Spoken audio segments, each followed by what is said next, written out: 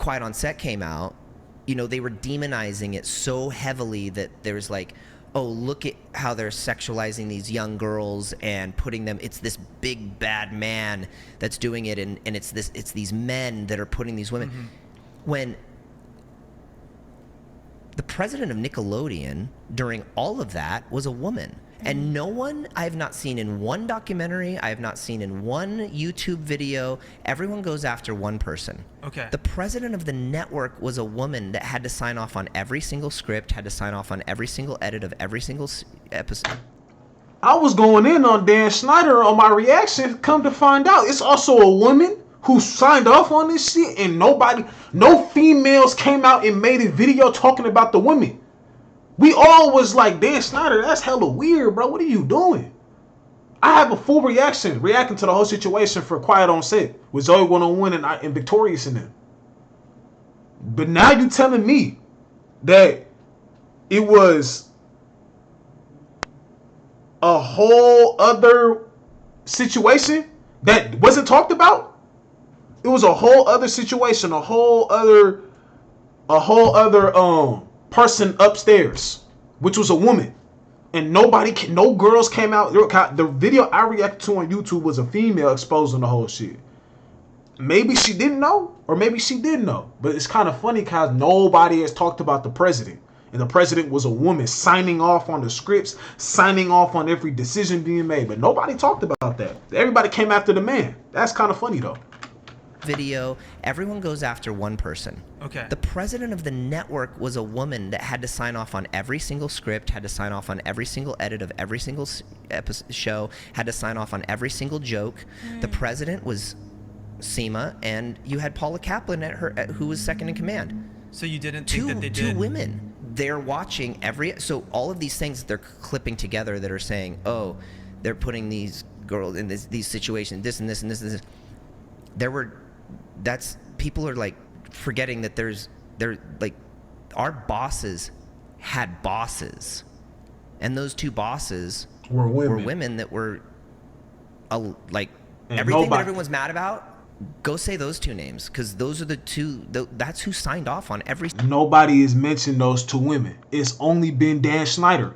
I'll say it again. It's only been Dan Schneider that we've all been seeing this shit on. Nobody's mentioned the two women upstairs. Nobody said. I didn't even know. I'm thinking it's just Dan Schneider signing off on all this stupid shit. But now, you couldn't put a joke in an episode without them saying it's okay. You couldn't put an outfit on. You couldn't dress me in blue jeans if they said they wanted black jeans. Yeah. Like this is the boss, head boss. Why do you think the documentaries singled out certain people and then left out those names? Well, we're getting deep here. Let's move on. Because there's a cabal. There's a what? That's why. Because it's a whole thing. There's just a lot of money. Like, I guess people that have money have power, and they can probably pull some strings to and it's not even people with money necessarily too. It's connection. In this town, it's connections too. You know, it's like you don't necessarily have to be super rich, but if you know the right people, connected. I mean, that's what happened with my situation, and I think that's why Brian was able to do all of the things that he did, because he was just such a connector. He was the Forrest Gump of Hollywood. Like, I knew everyone, and everyone. This loved shit him, is crazy. So I hope y'all really listening, bro. This shit crazy. Able to make you feel like, oh, hey, if you come into my circle, I could, things could happen, and you could meet people that you could further your career and this and that, and and this is a town that is a normal thing, and it's not always a predatory thing. It's like, this is a town of being social and meeting people. Oh, this guy knows that guy, and how'd you meet that director? Oh, dude, my friend invited me to this thing, and I met and my other friend was there, and he was a friend of this guy, and I got. You said got Drake and Josh. What's up? I'm just tapping in, show support. Hey man, I appreciate you, buddy. Appreciate you, Ben. For sure. Nah, I'm just, you feel me? I've been kind of new about this whole situation, but I decided to react to it on live and shit like that. I'm just going crazy, bro. Trust me, you gonna be here again. Trust me, bro. I got some shit. I appreciate you though, Ben. Let's keep going. I appreciate you, man. Got Shout out to meet him and we Ben, did this man. thing. And so that's like a Shout out normal to Ben. thing about this town. And so when somebody has the opportunity Shout out to like, Ben, man. use that to weaponize that basically is so it doesn't always have to be like some, rich, famous person, What were your initial thoughts of the documentary? I mean, my initial thoughts were I got to tell my story and I was terrified. Appreciate you, Ben. Appreciate that, man. You know I'm gonna keep going too. Trust me. What happened to me and that everyone knows.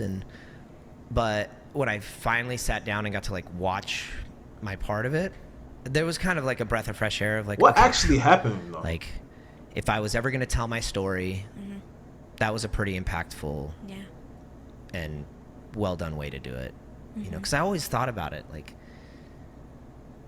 and that's one of the cool things about, I guess, one of the nice things about my story being out is, I used to all the time just, am I ever going to tell my story? What if this ever comes out? What's the reaction going to be? What are people going to think? It's just constant, Now I don't have that anymore. I know, I would always think like, what am I going to say it on a podcast or in an interview? Some people like if I'm going to tell my story, like it should be like in a, am I going to write a book? Like that's going to take, how do I do it? And so I got that opportunity, which I'd said no to 100 times. And then finally it'd come around and said maybe,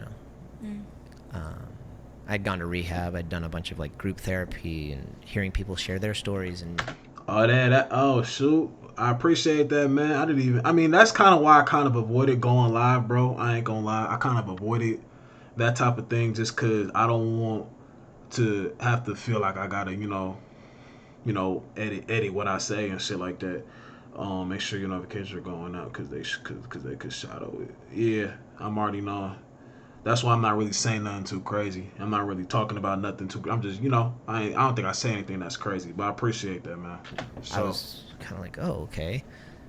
I'm not alone in this, and other people have trauma too. And okay, these people are here because of substance abuse or whatever. They're here for rehab, but when we're in our group sessions, none of them's talking about, oh, I drink because and I struggle with this drug or that drug. They're all talking about like the trauma in their past and all about their things that have happened to them in their lives. And and you're like, oh, like that's helping me kind of feel like I can talk and not be judged. And these people just want to see me get better. Like they're not judging my past or my choices or my anything. Like they just want to see me come out the other side because they know that the other side is going to make all this stuff that's behind you like behind dust in the wind.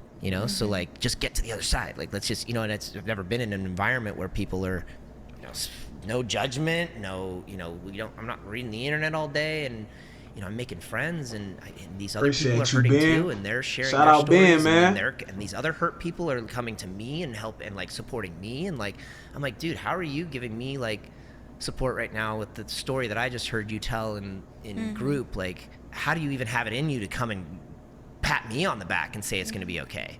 And so that sort of like started bringing me out of my shell, and so when I got out and they approached me again and it was like, let's go talk, let's go sit down and let me talk to you, see how I'm gonna feel you guys out. And I eventually just kind of got to the point where I was like, maybe this is a good way to finally do this. The documentary was the first time that really anybody knew about what happened to you, but I guess somebody must have known something to, I guess, approach you about the documentary, right? So, like, who knew about what happened? Had you just like shared it with some close friends and family, or was there somebody at? So, people knew. Because there was a big case, and there was. Yeah, I already know about that one. Yeah. I mean, it was everyone in Hollywood knew. Okay.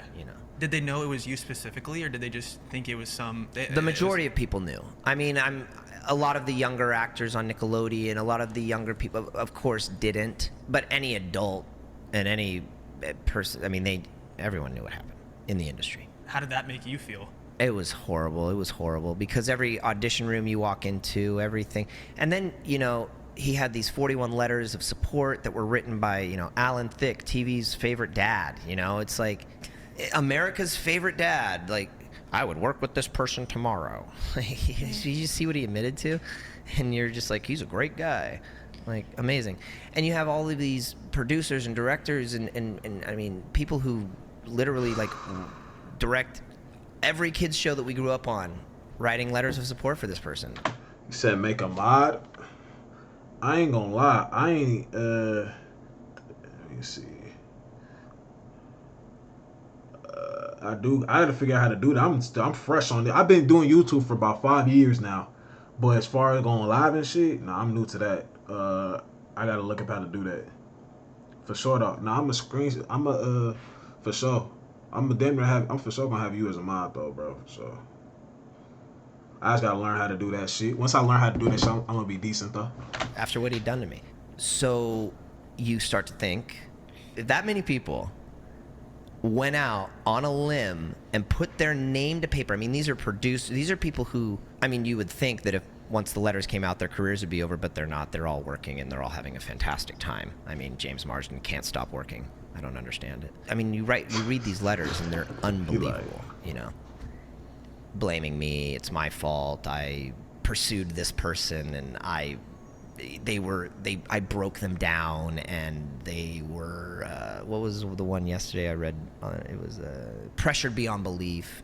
I'm like, I was 14. I just got my first girlfriend. Like, trust me, I wasn't trying to like go after the 40-year-old fat, gross troll man on my set. Okay, like, trust me. But the crazy thing is you read these letters, and even if I was, I'm like trying to read these letters and I'm like putting the logic in my brain. I'm like, and I was reading them with a friend of mine, and I looked up and I was like, dude, let's do a hypothetical right now. One thing I like about these dudes, or these the podcast people, the hosts or whatever, they like really let him talk. Like, they know when to ask the question, when to give a little joke, when to include themselves, when to say something, etc. They really letting him talk. That's one thing I like about them.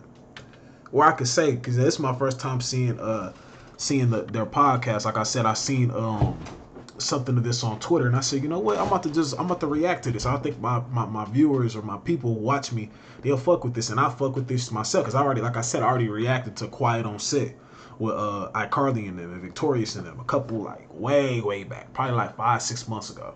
Let's say I was just in love with this person. I was enamored. I wanted nothing more than to have that person. These letters are still f***ed up.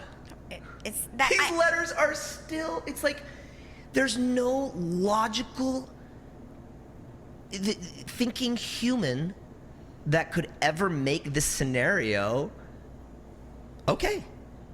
And every single letter is just, it's my fault, and I pressured him, and it's not his fault, and what happened was because of me, and these letters are considered like proof of character letters or something like that. Yeah, it's basically like what Ashton wrote for Danny. What other crimes are you allowed to present a judge with? Every crime. Really? Yeah. For me, that just seems... So basically what it is when you commit a crime, then you're going to be sentenced, right? Okay, yeah. So now you have the ability to have your community come out and say, hey, look, I know that the maximum sentence for your crime is 2 years. There you go. You stole something. I just modded you. 2 years. But listen, she's a great mother. She's an upstanding citizen. She works at I'm her employer, and she's never shown up late. She's always been a great blah, blah, blah. Next person comes up. She's in da-da-da-da. Well, now the judge can go, you know what? How about 50 hours of community service and you have a nice day? Or they can go, hey, which in my case, the judge said, because I had him on tape, like admitting every single thing that he did, like graphically admitting everything he did. And without that, there wouldn't have been the conviction, right? Like there would have been the conviction because there was other evidence. There was, but okay. that it would have been much harder. Because that's what I was thinking about. Like, how do you even prove this stuff? Because he just admitted it all. I mean, well, luckily in your case he did, but there's probably so many stories out there where people have had effed up things happen to them, and they don't have the phone call. They don't have any hard evidence. They were probably just scared, and they didn't think to record a phone call. I mean, and for you, it happened so many times over and over and over. But think about all the situations, too, where 100%. It happens once, and they can't even... There's no way to convict someone. Yeah, and so luckily we had the call, and he, the judge in my case, after getting all of the people speaking so glowingly about this person and all of the letters and all of this stuff, he was like, the judge was a badass. He goes, you seem to have a lot of friends, and but I just want to let you know, then I'm paraphrasing, I don't know, this was 25, 30 years ago. Yeah. And so, wow, more than that. Drake and Josh was 20 years ago. And so he goes, I just, you have a lot of friends. How old is people Drake showing now? up for you today? And they didn't hear the tape. So the people there, that's one thing that they didn't hear. So that's one thing I can say, okay, maybe. But still, it's, whatever. They're forgiven. So they go, he goes, everyone who's shown up for you has zero impact on my decision today. Zero. And you're very lucky that your mom, I think he was like trying to really like dig at him. Like, because he goes, you're really lucky that your mom could afford an expensive attorney, because what I'm going to hand down to you is not what I want to give you nor what you deserve. Because, ladies and gentlemen of the court, I heard the tapes. Wow. And I was just like, whoa. And everyone in the courtroom was like, tapes? Like, what? Like, what?